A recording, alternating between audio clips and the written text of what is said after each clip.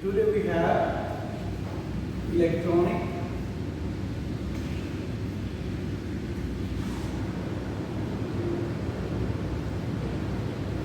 configuration.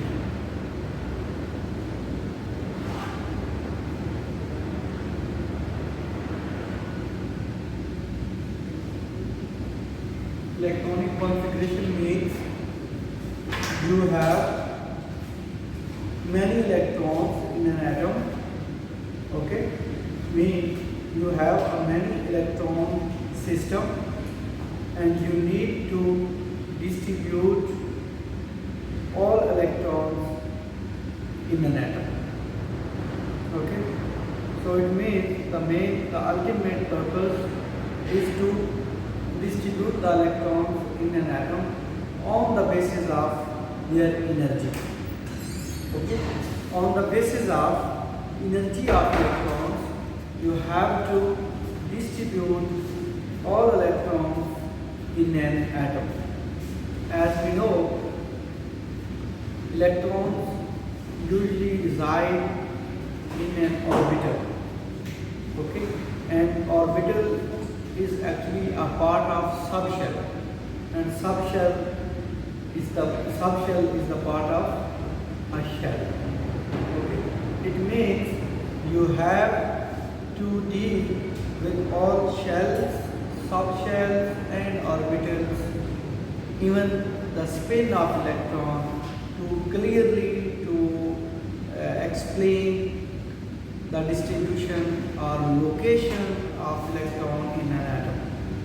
Okay, and how will you know this atom or that atom has how many electrons? Because you are going to actually distribute electrons in an atom on the basis of their energies.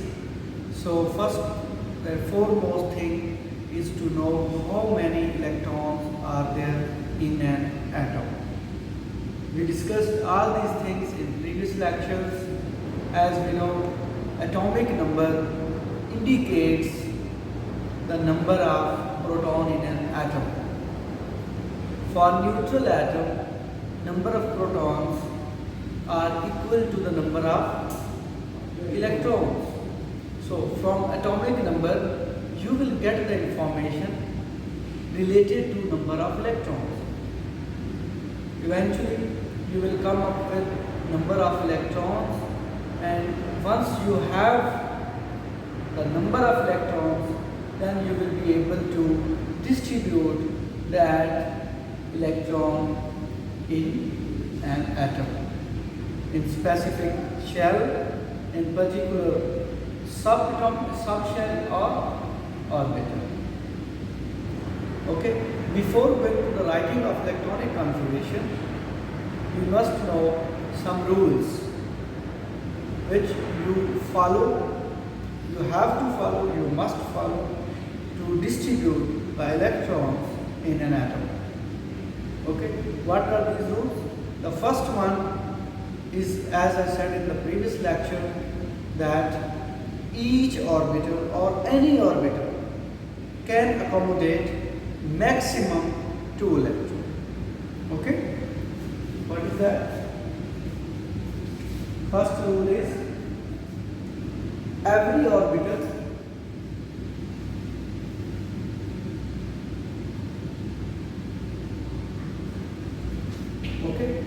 either it is s orbital, it is px, it is py, it is pz, it is dxy, dyz, dzx, dxy square, and dz square. Okay, such type of orbitals, each orbital or every orbital can accommodate maximum 2 electrons. Okay, maximum 2 electrons. While writing the electronic configuration, you must follow this step. Whenever you will write the orbital name, then you will have to write the number of electrons Okay, and any orbital can accommodate maximum 2 electrons. It can accommodate 1 electron, but maximum 2 electrons. Okay. The second point is you need to find the number of electrons in a shell. Okay. You need to find number of electrons present in the shell before writing of electronic configuration. How will you find the number of electrons in a shell? You will find the number of electrons in a shell. What are the shells actually? You have K shell, L shell, M, N, and so on. Okay? How will you find the number of electrons in any particular shell? By using this formula, 2n square. And you already know K, for Kn is equal to 1, for L is equal to 2, for N 3, for N is equal to 4, and so on. Okay? By using this mathematical expression, you can find the number of electrons in a shell. Okay? The third step is you have to apply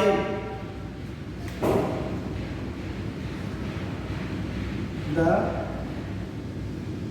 off-Bohr principle.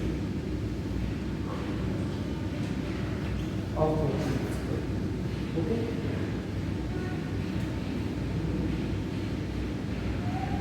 What is this? What actually this explains?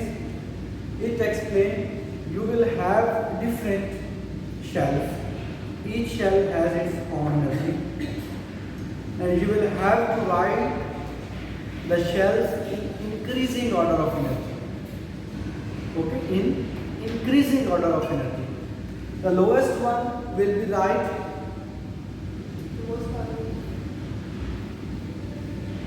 The lowest one, the orbital or the shell which has lowest energy will be written first. Okay, you have to start with lowest energy orbital or energy shell. ठीक है, तो वो कैसे लिखेंगे?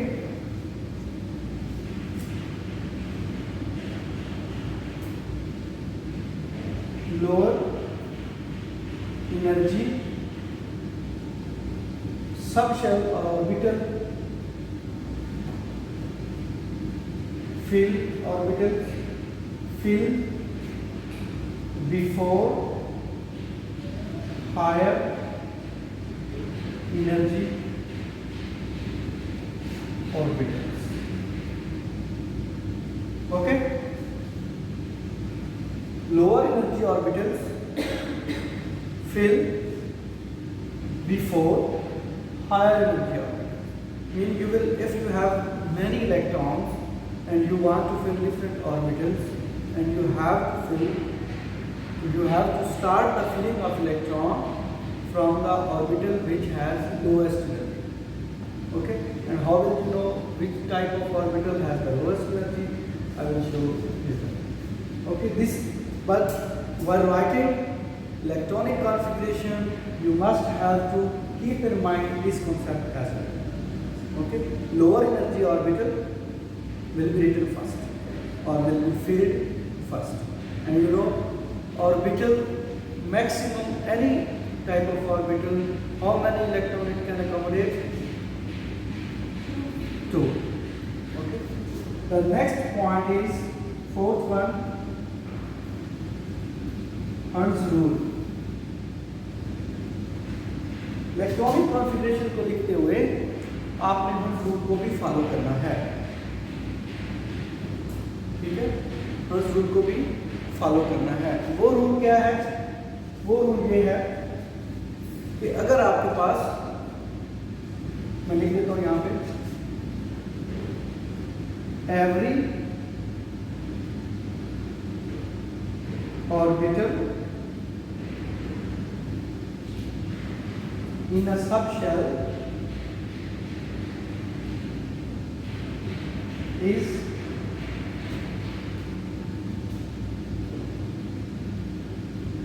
singly occupied with one electron before any orbital is doubly occupied। इसके meaning समझाता हूँ आपको, ठीक है। रूल क्या है? Every orbital, you know, orbital lies in a subshell, clear? Every orbital in subshell mean कि कोई भी जब ऑर्बिटल है जो कि सबशेल के अंदर है, अगर आपके पास ज़्यादा इलेक्ट्रॉन आ गए हैं और आपके पास डिफरेंट ऑर्बिटल्स मौजूद है, तो आपने क्या करना है कि उन ऑर्बिटल में पहले वन इलेक्ट्रॉन ऐड करना है, ठीक है। जब वो एक दफ़ा सारे वन इलेक्ट्रॉन से फिल हो जाएंगे, उसके बाद फिर आपने उसमें अगर कोई रिमेनिंग इलेक्ट्रॉन बच जाता है तो वो फिर आपने उसको डबली फिल करते जाना, ठीक है।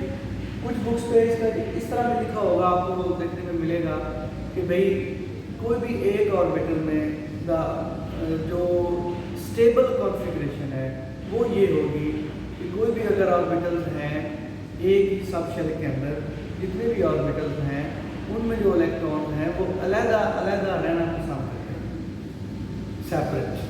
वही बात है, अगर सेपरेशन से चीज़ बढ़ गई, सेपरेट एक ऐड करने के बाद अगर इलेक्ट्रॉन बच जाते हैं तो फिर आप उसको पेयर बनाते हैं, ठीक है। फिर एक और रूल है, इसको साथ में करें, फिफ्थ,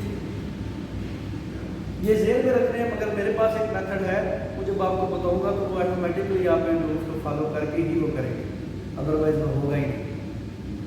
अच्छा, फिफ्थ रूल क्या है?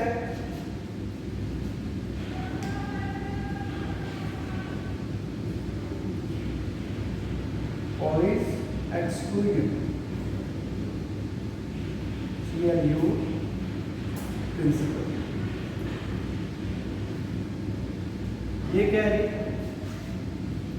ये कहते हैं कि no two electrons in an atom can have 4 set of same quantum numbers। इसको यूँ लिखेंगे, no two electrons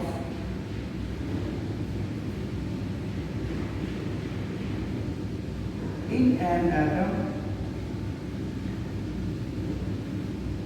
can have same set of 4 quantum numbers। इसके मीनिंग क्या हो गए? कोई भी दो इलेक्ट्रॉन किसी भी एटम के अंदर उनके चारों क्वांटम नंबर सेम नहीं होंगे। उनका प्रिंसिपल क्वांटम नंबर सेम हो सकता है, उनका मैग्नेटिक क्वांटम नंबर सेम हो सकता है, उनका एंगुलर मोमेंटम सेम हो सकता है, मगर उनका स्पिन मोमेंटम डिफरेंट होगा। एक अगर क्लॉकवाइज है तो दूसरा एंटी क्लॉकवाइज, ठीक है। तो इसके एक मीनिंग ये भी हो सकते हैं कि no two electron in an orbital, वो भी सेम बात है। अगर एक एटम के अंदर वो दो आ जाते हैं, ठीक है, तो ऑर्बिटल के अंदर भी हैं, तो ऑर्बिटल के अंदर भी अगर 2 इलेक्ट्रॉन्स हैं तो एक इधर क्लॉकवाइज स्पिन के साथ है, दूसरा कैसा होगा? Anti clockwise. अब इसको मैं थोड़ा सा आपको बता देता हूँ कि हमें ऑर्बिटल्स की एनर्जी का कैसे आइडिया होगा। वो हम ऑलरेडी इस तरह फिल्म में करवाऊंगा कि वो लोअर एनर्जी ऑर्बिटल जो है वो पहले ही आएगा। एक और रूल है, कितने हो गए थे? 1 2 कितने हो गए थे? 6 5 6 है n प्लस l रूल। वो क्या है? n क्या होता है यहाँ पे?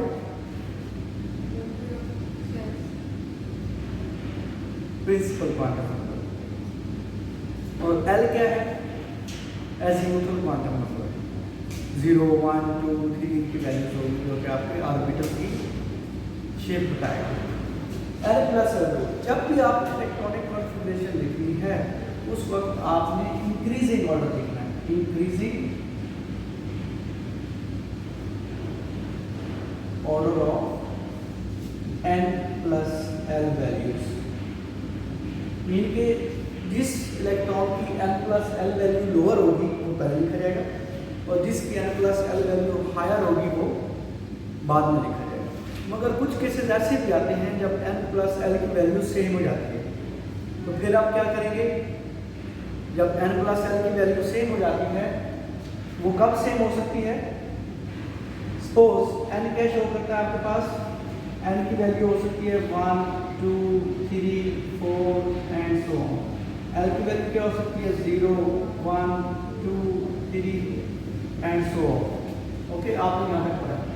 कब n प्लस L की वैल्यूज, कोई भी दो इलेक्ट्रॉन है उनकी n प्लस L की वैल्यू कब इक्वल होगी? बताएं। n प्लस L सपोज एक मैं कहता हूँ 4 हो जाता है, ठीक है, एक और केस है उसमें भी 4 हो जाता है। आप दोनों की वैल्यूज क्या हो गई? इक्वल। ये कब 4 होंगे? हाँ, अच्छा, जब क्या हो? n2 और n2 मीन ये भी n2 मीन इसका मतलब क्या है? 2 और L2 कब होता है? जब D की हो, है ना? ऐसे ही है ना? L की वैल्यू 2 कब होगी? 0 के लिए S, 1 के लिए P, D एंड M। इसका मतलब है कि ये 2D होगा। 2D तो एग्जिस्ट नहीं करता।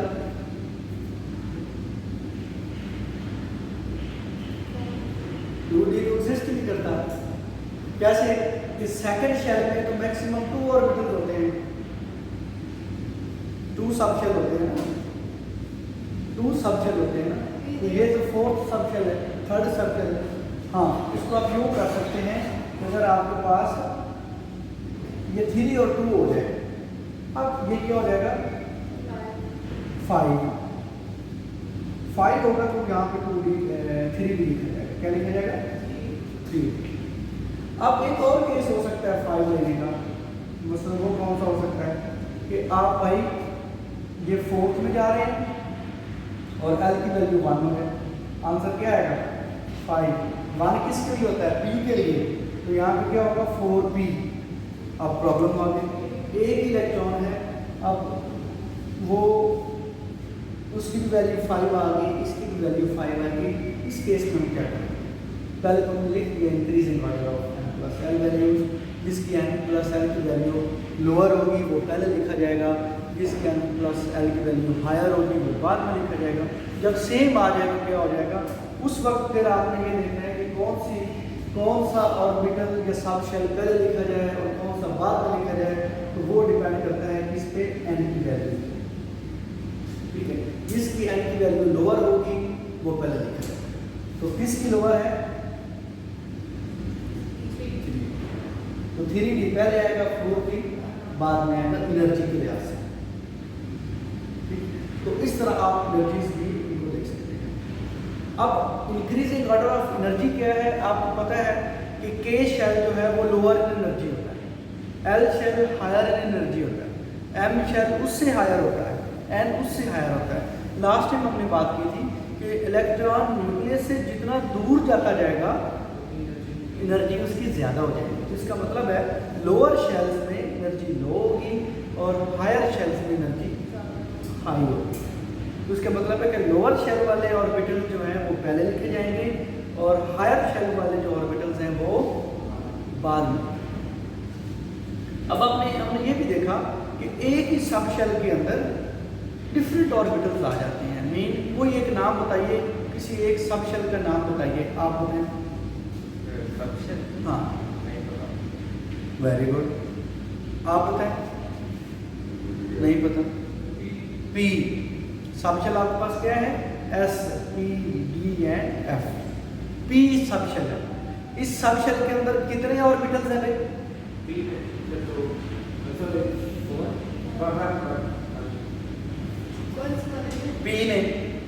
से 1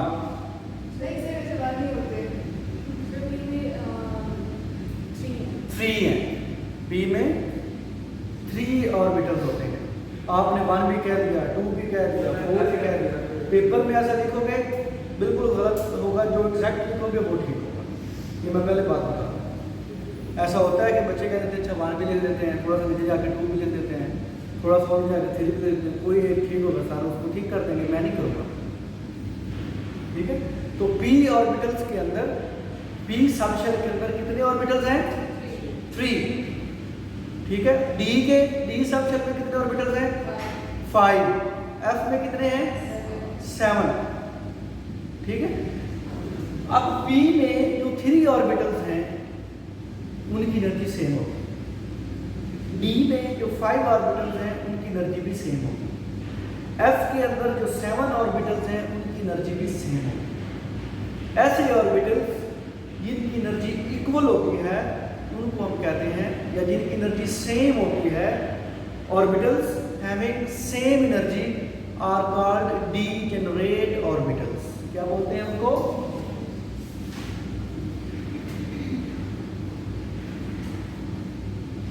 degenerate orbitals have same energy are called degenerate orbitals। ये वर्ड आपको याद रखना चाहिए। अब हम आते हैं, इसकी क्या मीनिंग है? इसकी मीनिंग ये है, ये S क्या शो करता है, ये चीज क्या शो करती है? ये शो करती है सबशेल। ठीक है, ये क्या शो करता है? 4 या ये नंबर जो होता है ये शेल को शो करता है। शेल कि आप किस शेल में, शेल कौन कौन से हैं?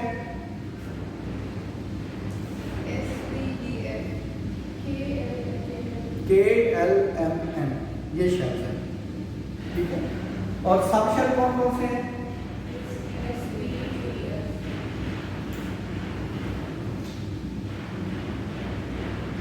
और ये ऊपर 1 जो लिखा हुआ है ये क्या शो करता है? नंबर ऑफ इलेक्ट्रॉन और इलेक्ट्रॉन। ठीक होगी बात? अब ये समटाइम आपके पास सबशेल होगा, समटाइम ये आपके पास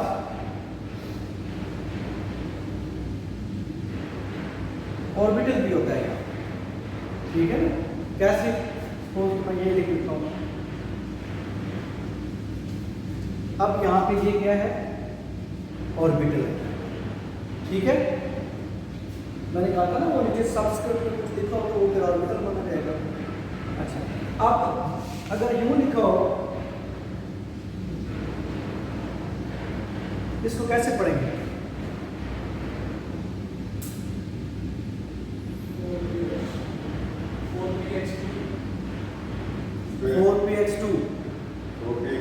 स्क्वायर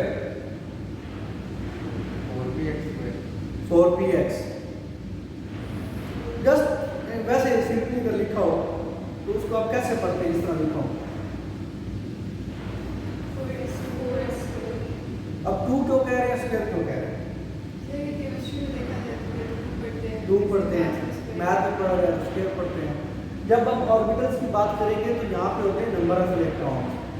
तो इलेक्ट्रॉन को आपने 1 2 3 4 नंबर में पढ़ना है। ठीक है, तो हम जब पढ़ेंगे ऑर्बिटल के केस में क्या लिखेंगे? 4px2, 4p2, 4p3। अब ये सबशेल है और ये ऑर्बिटल है। ठीक है, वर्ड समझ आ गया? कॉन्फ़िगरेशन लिखते हैं तो मैंने कहा था कि you must need to know how many electrons are there, and electron का आपको कहाँ से पता चलता है? From the atomic number. ऐसा ही है ना? अब उनमें जो वो एनर्जी के लिहाज से जो अरेंजमेंट करनी है उसके लिए एक आप यू लिख लें। ये मैं बनाता हूँ शेप अक्सर 2 3 4 5 6 7।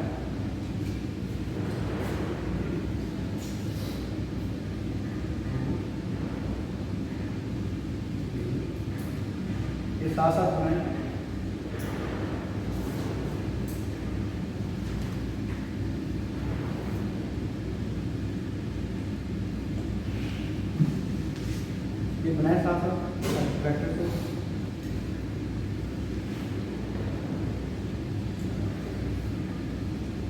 छोटे बड़े बन सकते हैं इसमें रिएक्शन, ठीक है।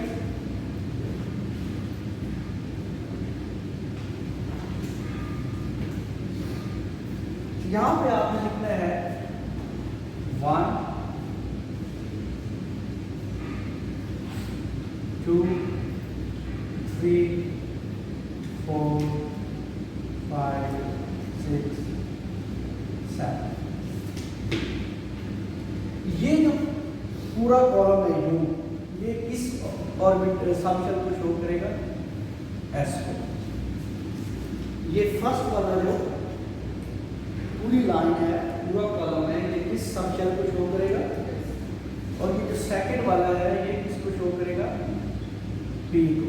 और ये थर्ड वाला डी को, और ये फोर्थ वाला एफ। ठीक है, इसको आप यूज कर सकते हैं।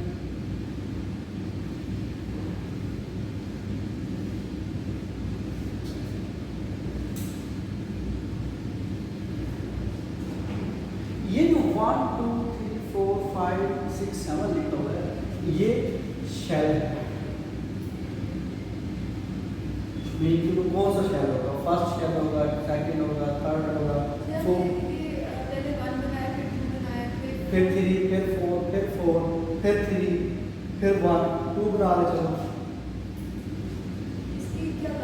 वो मैं बात में बताता हूँ, इसको देखना सीक्वेंस से आप जैसे बन सकता है। पहले 1 बनाए, फिर 2, फिर 3, फिर 4, फिर 5 4 मैक्सिमम 4 बनाने हैं, ठीक है। उसके बाद 3 2, क्योंकि ये 4 की मैक्सिमम इसलिए जा रहा है क्योंकि हमने ऑर्बिटल सबशेल में एस पी डी एफ 4 ही पढ़े हैं, इसलिए मैं 4 तक लेके जा रहा हूँ। और ये 1 2 3 4 5 6 7 क्या है, ये आपके पास पिरामिड पेपर में आपने 7 पीरियड पढ़े हैं, ठीक है। तो वो पीरियड के हिसाब से 1 2 3 4 5 6 7 बना, ठीक है। और उसमें आपको पता है कि S block, P block, D block, F block. तो एस पहले आता है, पी बाद में आता है, डी बाद में आता है, एफ उसके बाद आता है, ठीक है। अब समझ आ गया? अच्छा, अब आपने क्या करना है, इसका यूं चलना है और यूं चलना है। इसका नेम क्या होगा? इसका 1s जी, ठीक है। 1s। इसका नेम क्या होगा? 2s। इसका नेम क्या होगा? 2p।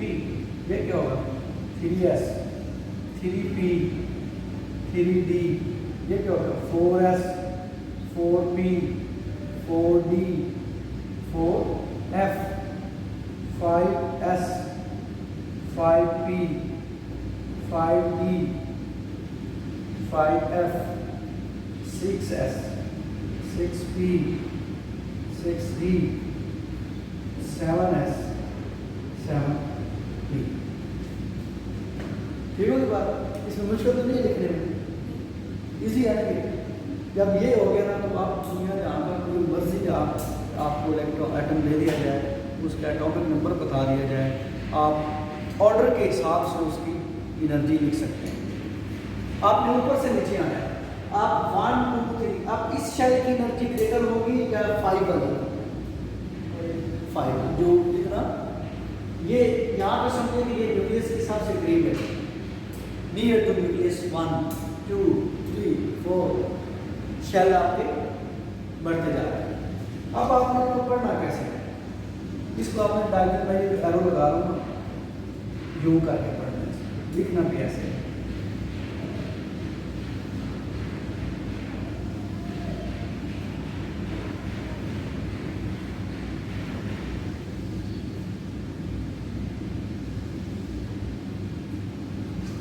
अब पढ़ने का लिखने का तरीका क्या है? आपने ये टेल से स्टार्ट करना है, एरो तक जाना है। इधर से लोअर एनर्जी ये है, यहाँ से स्टार्ट करेंगे। तो मुझे लिखना सिखाइएगा। सबसे पहले मैं क्या लिखूंगा? 1s। उसके बाद एनर्जी किसकी हाई होगी? ये मैं लिखूंगा ग्रेटर का सिंबल। फिर क्या आएगा? 2s ही आ रहा है, 2s। फिर क्या आएगा? ये यहाँ पे खत्म हो गया, फिर इधर से स्टार्ट करना, क्या आ गया? 2p। फिर उसके बाद क्या आया? PS। फिर उसके बाद क्या है 3P, देन 4S, फिर क्या है 3D। अब इससे मैं आगे जाता हूँ। 3D के बाद क्या है 4P, देन फिर 4D, फिर नेक्स्ट नेक्स्ट नेक्स्ट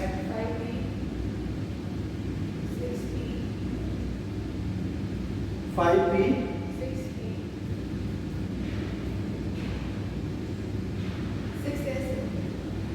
6S,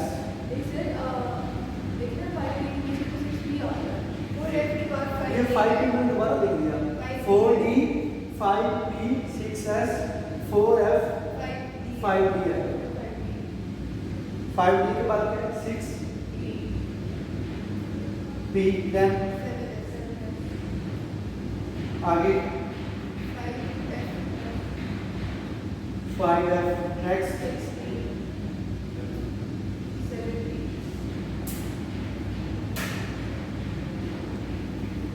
ये सारे हैं।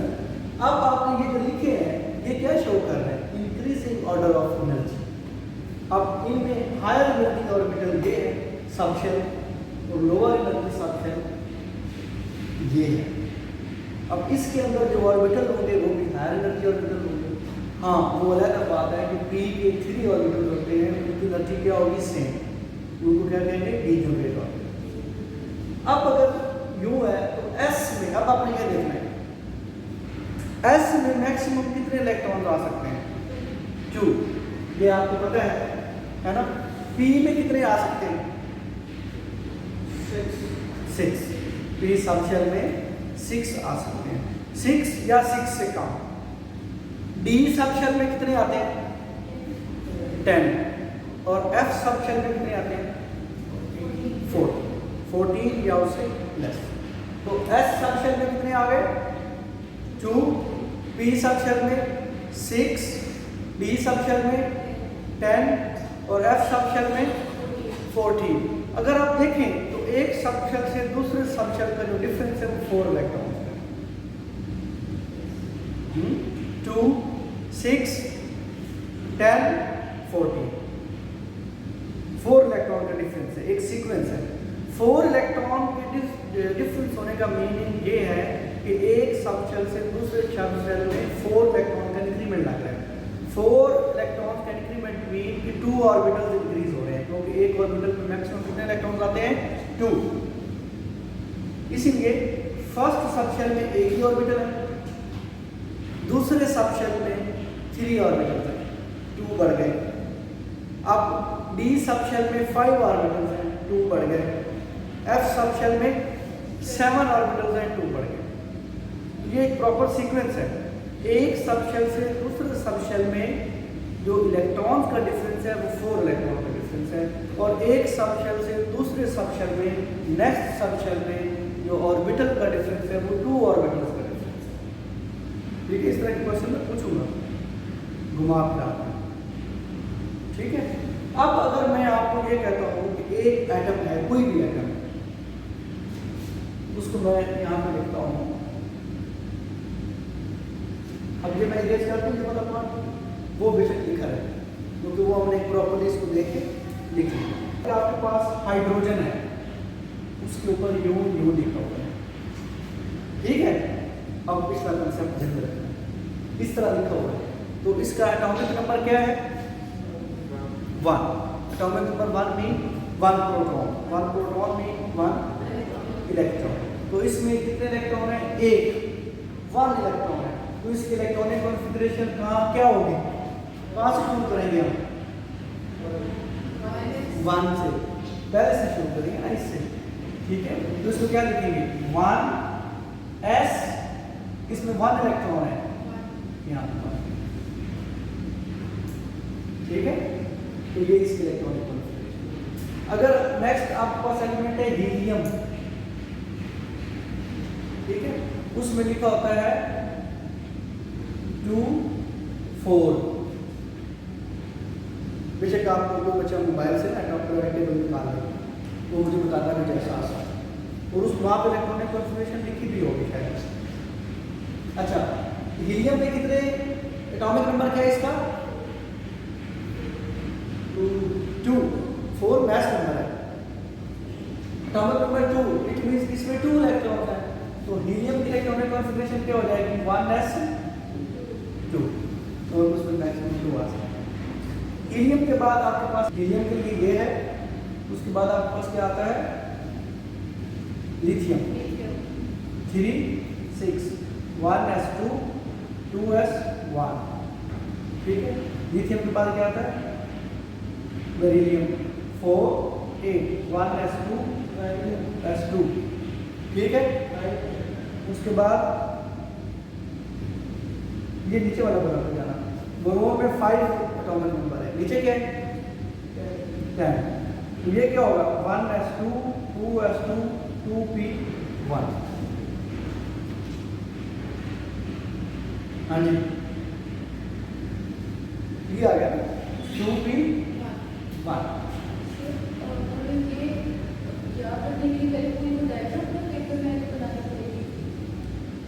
तो एक दफा बना लो ना, वो बहुत सी मुश्किल है इसलिए मैंने बनवाई है। बनवाने के बाद उसको देख के इसको लिख लोगे, वैसे इसको लिखना मुश्किल हो जाएगा आपके लिए। नहीं, ये जरूरी नहीं है। हाँ तो कोई बात नहीं। हाँ, इसको बनाने के लिए आपको वो जो डायग्राम बनाइए वो बनाना होगा, उसी से आपको इजी होगा लिखना। अगर आप यूँ बच्चे यूँ भी याद करते थे, school school public school division public school, इस तरह भी याद करते थे, मगर वो मुश्किल है ना। ये तरीका आसान था जो मैंने आपको बता दिया, वो अगर लिख लोगे वो कंसेप्चुअल है, ये रट्टा है। रट्टे में आप अगर स्कूल प्राइमरी स्कूल से बाद डिवीजनल पब्लिक स्कूल में पहुंच गए तो वो जरूर पड़ जाएगा। इसलिए वो अगर बना लोगे तो वो काफ़ी इजी हो जाएगा। मैं आपको इस तरह लिखा हुआ दूंगा, ठीक है। अच्छा, अब अगर बोरोन के बाद क्या आता है? कार्बन है, नाइट्रोजन है, मैं नाइट्रोजन के लिख लेता हूँ 714 होता है, ठीक है जी। अब इसकी इलेक्ट्रॉनिक कॉन्फ़िगरेशन क्या होगी? 1s2 2s2 2p3, ठीक है। अच्छा, कार्बन, इससे पहले कार्बन था, कार्बन में कितने होते हैं? 6 12 है, 1s2 2s2 2p2। अच्छा जी, उसके बाद ऑक्सीजन है, उसमें 8 होते हैं, 8 16, 1s2 2s2 2p4, क्योंकि p में मैक्सिमम कितने आ सकते हैं? 6। अच्छा, O के बाद क्या है? F है, इसमें कितने होते हैं? 9 1s2 2s2 2p5, ठीक है।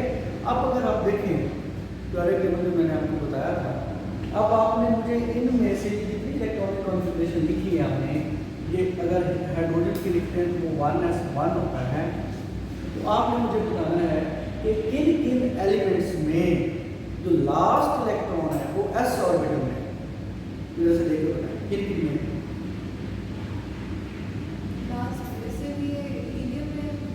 हाइड्रोजन में हो गया, हीलियम में भी है, लिथियम में भी है, तो ये इनका लास्ट इलेक्ट्रॉन s में है ना, तो इनको हम कहते हैं s ब्लॉक है, इस बेस पे कहते हैं। अच्छा जी, अब आपके पास ये है बोरोन है, फिर आपके पास कार्बन है, नाइट्रोजन है, ऑक्सीजन है, फ्लोरीन है, इनमें लास्ट इलेक्ट्रॉन किस ऑर्बिट किस सबशेल में है? p में, इसलिए इनको क्या कहा था? p ब्लॉक है। अब बेशक टेबल से देख लें, ये boron BCNOF p block elements हो गया, ठीक है। क्लियर हुई बात? इसी तरह कि कोई एक एटम है ए, उसमें 30 इलेक्ट्रॉन है। कितने हैं? 30 इलेक्ट्रॉन है। इसकी इलेक्ट्रॉनिक कॉन्फ़िगरेशन लिखें जरा। शाबाश। ए है, उसका एटॉमिक नंबर 30 है। Any atom from the periodic table a 30 इसकी इलेक्ट्रॉनिक कॉन्फ़िगरेशन। अब ये जो मैंने एनर्जी के लिहाज से लिखा है ना, इसमें सारे रूल्स फॉलो हो जाते हैं। वो n+l रूल भी फॉलो हो जाता है, ठीक है। इसमें आप देखें कि आपके पास n+l रूल फॉलो हो जाता है। इसमें लोअर एनर्जी पहले आ जाता है, ठीक है जी। वो लोअर एनर्जी वाला कौन सा रूल था? Aufbau principle. अब जो बाकी दो हैं मैं आपको बाद में बताऊँ वो कहाँ अप्लाई होते हैं, ठीक है। ये बेसिक हो गया। लिखो 30 लिखो, लिख लिया, ठीक है। अब अगर दिन की ये है ना 1s2 2s2 2p6 3s2 3p6 4s2 3d10, ये लिखा है किसी ने? तो अब आपको प्रॉब्लम होगा, अच्छा p में मैक्सिमम 6 आ सकते हैं लिखा, d में मैक्सिमम 10 आ सकते हैं लिखा। अगर यहाँ पे 29 होता,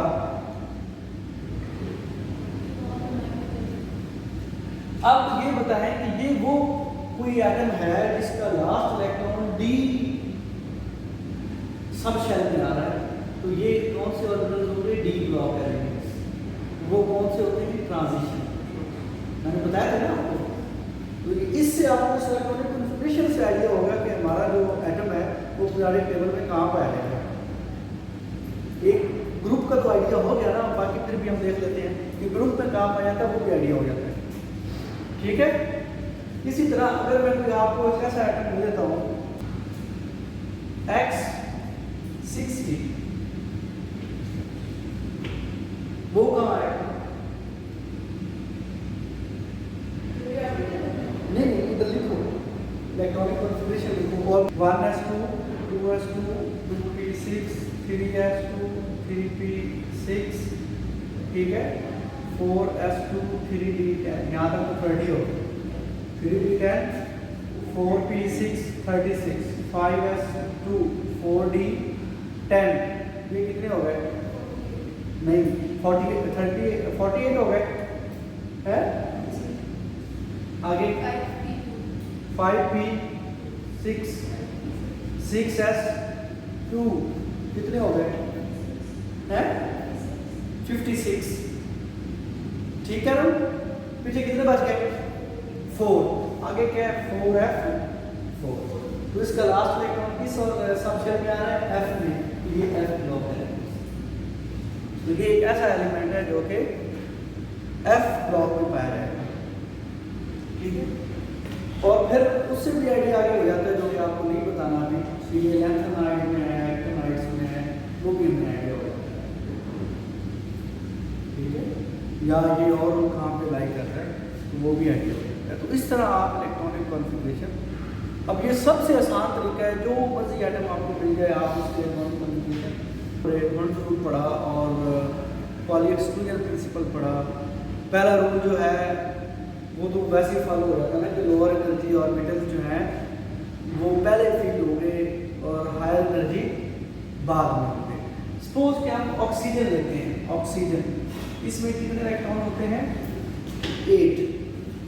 अब आप इसको इलेक्ट्रॉनिक कॉन्फ़िगरेशन कैसे लिखते हैं? 1s2 2s2 2p4।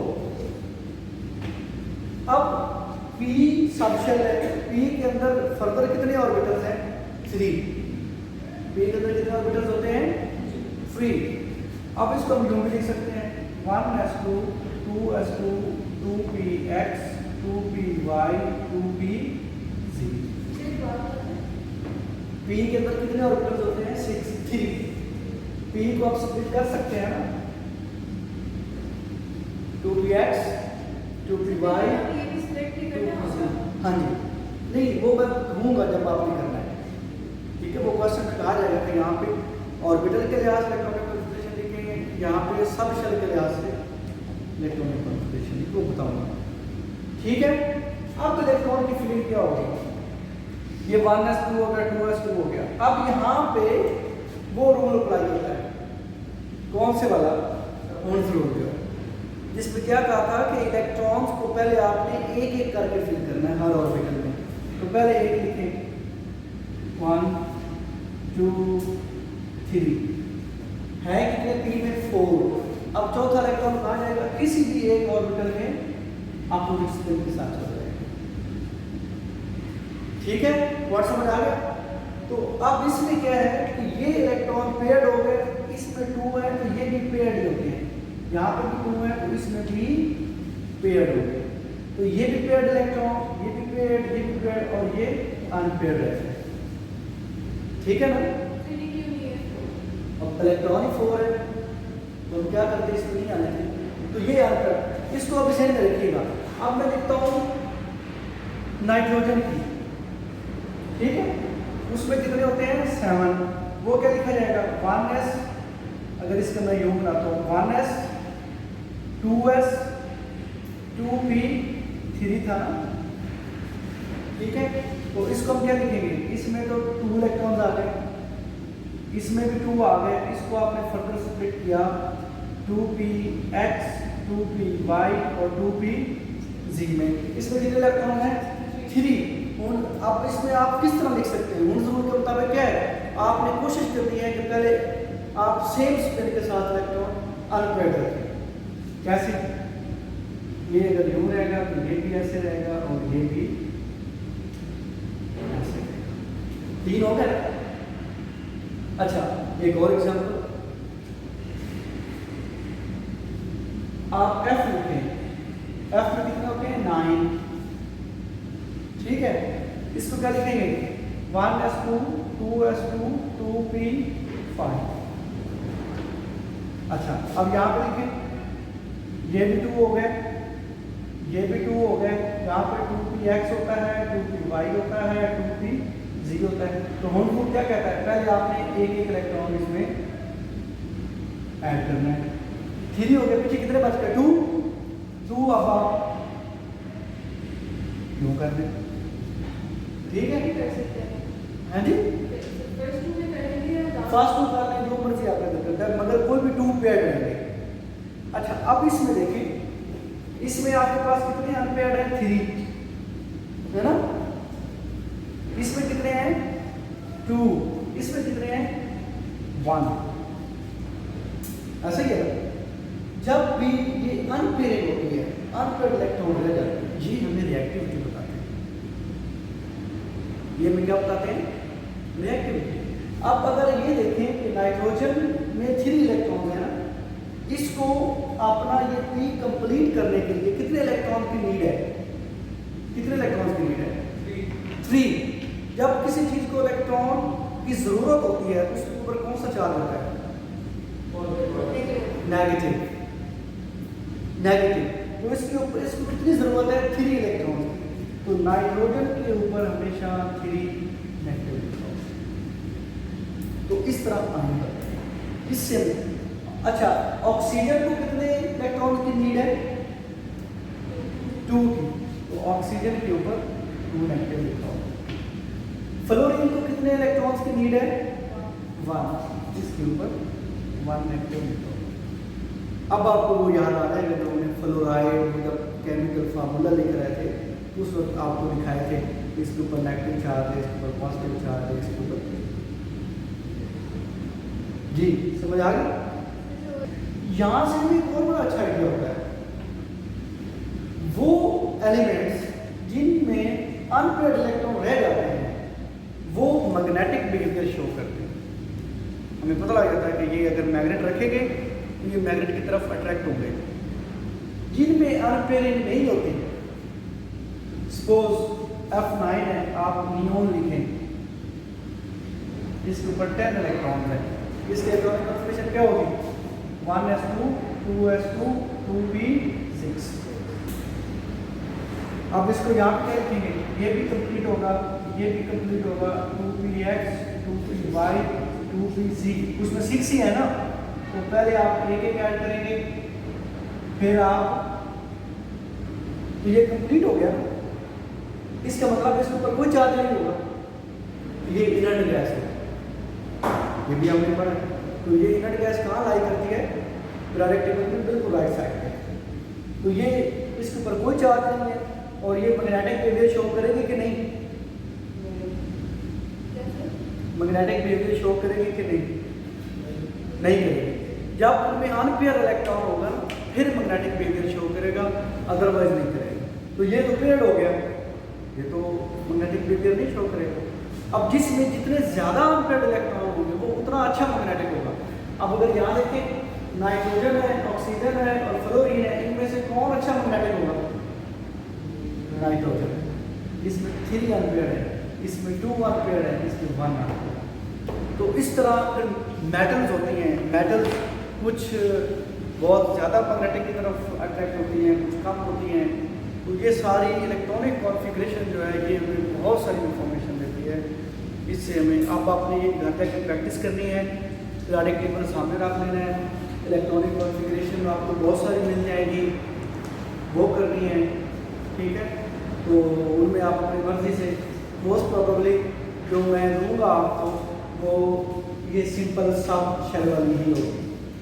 हाँ, ये जो मैंने बताई है आपको, इनमें से शायद कोई एक आध मैं आपसे पूछ लूँ कि इनमें से मैग्नेटिक कौन है और नॉन मैग्नेटिक कौन है। ये कि मैग्नेटिक को पैरामैग्नेटिक बोलते हैं, वैसे डायमैग्नेटिक बोलते हैं, या इसको कितने इलेक्ट्रॉन की नीड है, ठीक है, वो मैं आपसे ये जो मैंने बताई है उनमें से पूछ सकता हूँ, ठीक है। आयन कैसे बनता है, हमने लास्ट टाइम बात की थी कि आयन जब पॉजिटिव आयन भी होता है, नेगेटिव आयन भी होता है। पॉजिटिव आयन वो होता है जब वो इलेक्ट्रॉन की डेफिशिएंसी हो जाती है, और नेगेटिव आयन वो होता है जब वो इलेक्ट्रॉन एफिशिएंसी होती है, कहीं से लेने होते हैं। सपोज मैं लिखता हूँ सोडियम। अब सोडियम का एटॉमिक नंबर क्या है, 11 है। इसकी इलेक्ट्रॉनिक कॉन्फ़िगरेशन क्या बनेगी, 1s2 2s2 2p6 है, उसके बाद क्या रहेगा 3s1, 11 हो गए। अब जब ये सोडियम की है, जब ये एक इलेक्ट्रॉन लूज कर देगा तो इसके ऊपर क्या चार्ज आ जाएगा, सोडियम 1+। ऐसे ही है ना, इलेक्ट्रॉन की डेफिशिएंसी होगी। अब सोडियम 1+ की इलेक्ट्रॉनिक कॉन्फ़िगरेशन क्या होगी, 1s2 2s2 2p6, क्योंकि आपने एक इलेक्ट्रॉन निकाला। वर्ड समझाया क्या, ठीक है। इस तरह आप, अगर हम कहीं कोई आइटम लेते हैं, हम सपोज यही ले लेते हैं, हम कहते हैं कि इसमें 2+ की इलेक्ट्रॉनिक कॉन्फ़िगरेशन है, ठीक है, जो कि एग्जिस्टिंग, ये मैं दूंगा ही नहीं आपको, ठीक है। तो इस तरह अगर 2 कोई ऐसा आपके पास आ जाता है जी,